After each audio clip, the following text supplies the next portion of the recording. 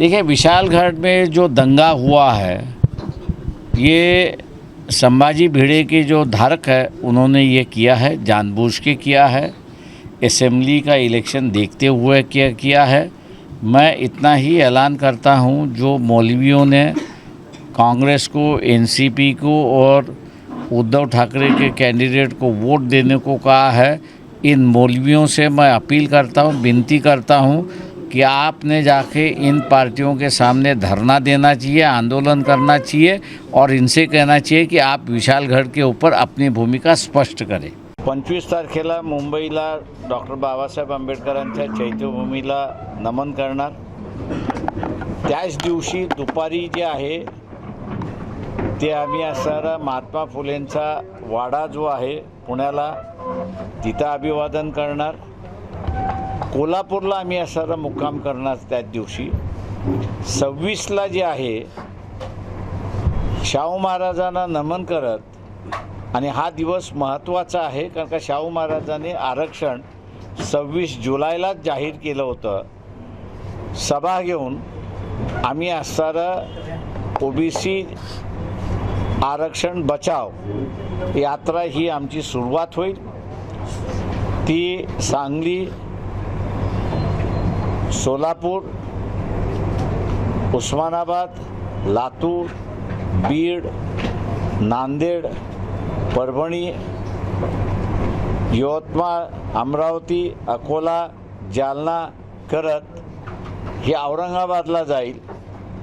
आणि पावसाचं लक्षण बघून 7 किंवा 8 तारखेला औरंगाबादमध्ये तिची सांगता केल्या जाईल। औरंगाबादला त्याचं एक जाहीर स्वरूप असेल असा हा कार्यक्रम आम्ही असताना आखलेला आहे। रस्त्यामध्ये जेवढी गावं येतील तेवढ्या गावांमध्ये थांबून जनजागृती आम्ही करत राहणार।